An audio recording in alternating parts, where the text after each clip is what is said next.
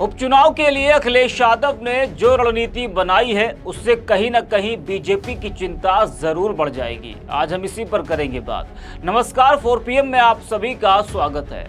उत्तर प्रदेश में 10 विधानसभा सीटों पर उपचुनाव होना है। ये जो 10 विधानसभा सीटें हैं, इनमें से 9 विधायक सांसद बन गए हैं। बाकी कानपुर की सीसामऊ सीट जो है, वहां से समाजवादी पार्टी के इरफान सोलंकी विधायक थे। उनको सजा होने के बाद से ये सीट खाली हुई, तो इसको मिलाकर कुल 10 विधानसभा सीटों पर उत्तर प्रदेश में उपचुनाव होना है। हाल ही में संपन्न हुए लोकसभा चुनाव के बाद ये उपचुनाव होने जा रहा है। लोकसभा चुनाव में यूपी में इस बार योगी मोदी का जादू नहीं चला। जनता ने इंडिया गठबंधन पर भरोसा किया। सपा कांग्रेस ने एनडीए को काफी पीछे छोड़ दिया। 62 सीटें जीतने वाली बीजेपी 33 पर सिमट गई। पूरे एनडीए को उत्तर प्रदेश में कुल 36 सीटें मिली। वहीं सपा कांग्रेस को 43 सीटें। इनमें से सपा को सबसे अधिक 37 सीटें, तो कांग्रेस को 6 सीटों पर जीत मिली। बीजेपी के खराब प्रदर्शन को लेकर लगातार सवाल उठ रहे। पार्टी के अंदर घमासान मचा हुआ है। भीतरघात का मामला सामने आया।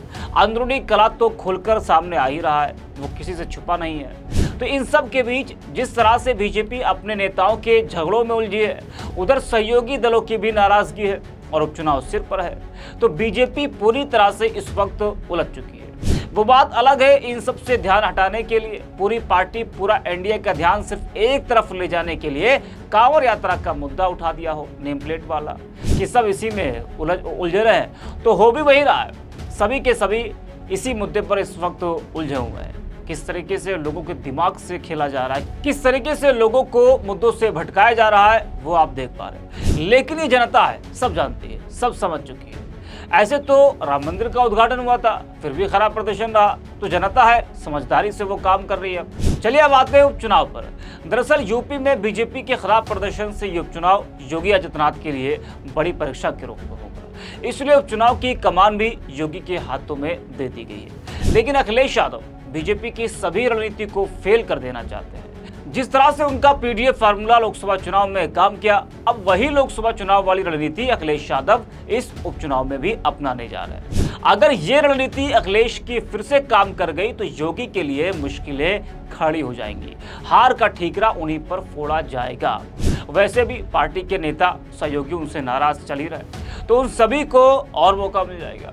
तो सपा उपचुनाव की तैयारियों में जोरों से इस वक्त लगी है, उसका हौसला बुलंद भी है।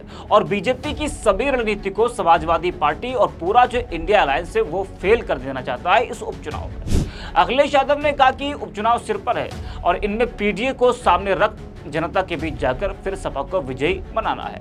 इसके साथ ही 2027 में होने वाले विधानसभा चुनाव की तैयारियों में भी अभी से जुट जाना चाहिए। इन सभी चुनावों में युवाओं की निर्णायक और महत्वपूर्ण भूमिका होगी।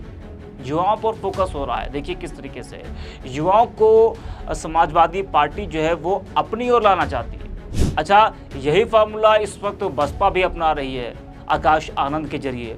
कि आकाश आनंद युवा हैं, तो वो जो है युवाओं को किसी तरीके से पार्टी से जोड़े।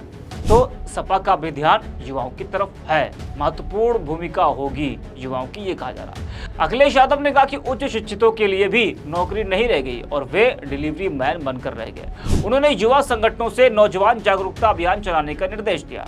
उन्होंने सपा का सदस्यता अभियान चलाकर सक्रिय होने का भी निर्देश दिया। उन्होंने पर्यावरण संरक्षण, वृक्षारोपण के साथ शिक्षकों के सम्मान पर भी जोर दिया। अखिलेश ने कहा कि आबादी के अनुपात में आरक्षण के लिए जाति जनगणना जरूरी है। सपा अध्यक्ष अखिलेश यादव ने कहा कि भाजपा सरकार में अग्निवीर भर्ती हो, पुलिस भर्ती हो या नीट परीक्षा हो, इनके पेपर लीक करके पीडीए को आरक्षण से वंचित करने की साजिश है। उन्होंने कहा कि सपा और पीडीए होने वाले उपचुनाव और आगामी 2027 के विधानसभा चुनाव में जनहित के मुद्दे लेकर जाएगी। तो अखिलेश यादव ने अपने सभी कार्यकर्ताओं को, विधायकों को, सांसदों को निर्देश दिया है कि वे सभी जनता के बीच जाएं और पीडीए को सामने रखें। अखिलेश को भरोसा है कि जिस तरह से लोकसभा चुनाव में यह फार्मूला कामयाब रहा, उसी तरह उपचुनाव में भी कारगर साबित होगा। पार्टी पीडीए फार्मूले को और धार देना चाहती है। लोकसभा चुनाव में पीडीए यानी कि पिछड़ा दलित अल्पसंख्यक फार्मूले से समाजवादी पार्टी 37 सीटें जीती है। इसके साथ ही सपा देश की राजनीति में बड़ी पार्टी बनकर भी उभरी है। जैसा कि मैंने पहले कहा कि अगर बीजेपी उपचुनाव हारती है तो योगी पर हार का ठीकरा फोड़ा जाएगा और बीजेपी के लिए 2027 चुनाव आसान नहीं होने वाला। हर चुनाव में बीजेपी का यूपी जीतना जरूरी होता है। बीजेपी का क्या, सभी दल चाहते हैं कि उत्तर प्रदेश में वो बड़ी जीत हासिल करें। यूपी की जीत का मतलब होता है कि देश पर जीत। कहा जाता है कि जो दिल्ली का रास्ता है वो यूपी से ही होकर जाता है, इसलिए देश की राजनीति में उत्तर प्रदेश सबसे अहम हो जाता है।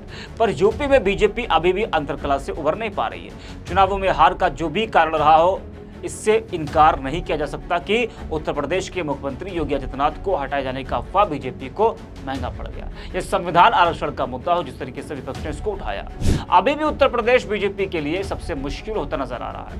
जी हाँ, चुनावों में हार के बाद अभी तक पार्टी संभल नहीं सकी। आए दिन योगी आदित्यनाथ को हटाए जाने की बातें राजनीतिक गलियारों में तैरती हैं। फिर से ये खबरें तेजी से चल रही है। हालांकि बीजेपी शीर्ष नेतृत्व ने साफ कर दिया कि योगी आदित्यनाथ के ही नेतृत्व में चुनाव लड़ा जाएगा। इस वीडियो में इतना ही। आप देखते हैं 4PM।